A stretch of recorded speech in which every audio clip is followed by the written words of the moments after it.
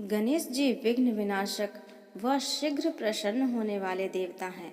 अगर कोई सच्चे मन से गणेश जी की वंदना करता है तो गौरी नंदन तुरंत प्रसन्न होकर उसे आशीर्वाद प्रदान करते हैं।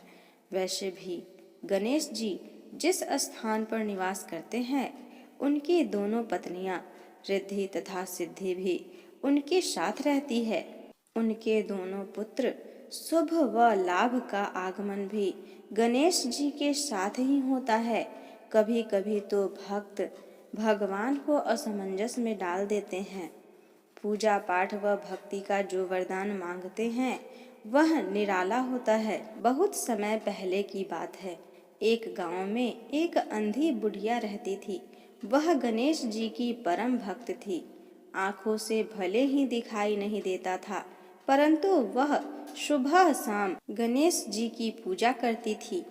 नित्य गणेश जी की प्रतिमा के आगे बैठकर उनकी स्तुति करती, भजन गाती व समाधि में लीन रहती। गणेश जी बुढ़िया की भक्ति से बड़े प्रसन्न हुए।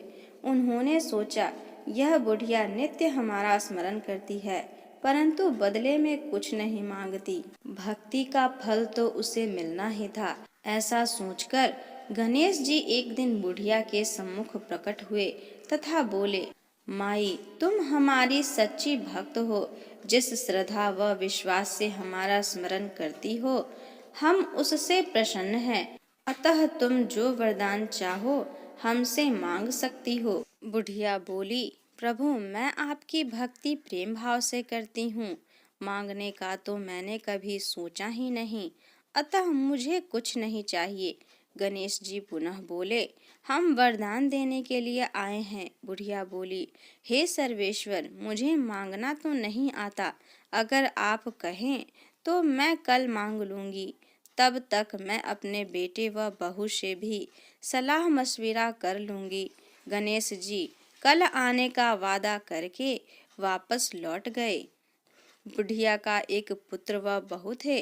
बुढ़िया ने सारी बात उन्हें बताकर सलाह मांगी। बेटा बोला, माँ, तुम गणेश जी से ढेर सारा पैसा मांग लो, हमारी गरीबी दूर हो जाएगी, सब सुख चैन से रहेंगे। बुढ़िया की बहू बोली, नहीं, आप एक सुंदर पोते का वरदान मांगे। वंश को आगे बढ़ाने वाला भी तो चाहिए। बुढ़िया बेटे और बहू की बात सुनकर असमंजस में पड़ गई। उसने सोचा, यह दोनों तो अपने अपने मतलब की बातें कर रहे हैं। बुढ़िया ने पड़ोसियों से सलाह लेने का मन बनाया। पड़ोसन भी नेक दिल थी। उसने बुढ़िया को समझाया, तुम्हारी सारी जिंदगी दुखों में कटी है।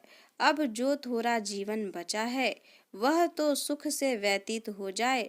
धन अथवा पोते का तुम क्या करोगी? अगर तुम्हारी आंखें ही नहीं हैं तो यह सांसारिक वस्तुएं तुम्हारे लिए व्यर्थ हैं। अतः तुम अपने लिए दोनों आंखें मांग लो। बुढ़िया घर लौट आई। बुढ़िया भी सोच में पड़ गई। उसने सोचा, कुछ ऐसा मांग लूं जिससे मेरा बहू व बेटे सबका भला हो। लेकिन ऐसा क्या हो सकता है?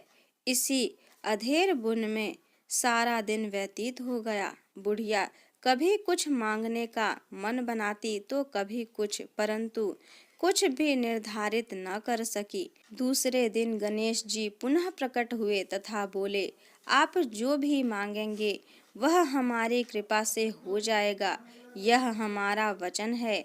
गणेश जी के पावन वचन सुनकर बुढ़िया बोली, हे गणराज, यदि आप मुझसे प्रसन्न हैं तो कृपा मुझे मन इच्छित वरदान दीजिए।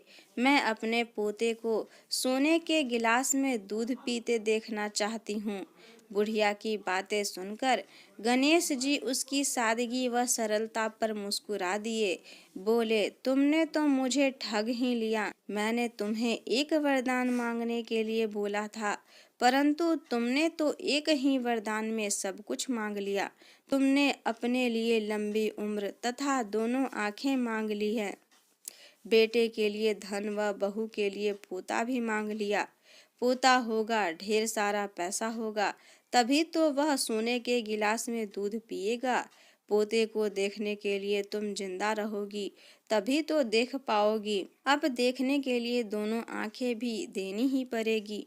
फिर भी वह बोले, जो तुमने मांगा वे सब सत्य होगा। यूं कहकर गणेश जी अंतर ध्यान हो गए। कुछ समय पाकर गणेश जी की कृपा से बुढ़िया के घर पोता हुआ।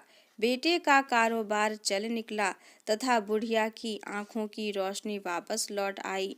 बुढ़िया अपने परिवार सहित सुखपूर्वक जीवन व्यतीत करने लगी। बोलिए गणेश भगवान की जय, शंकर भगवान की जय, माता पार्वती की जय।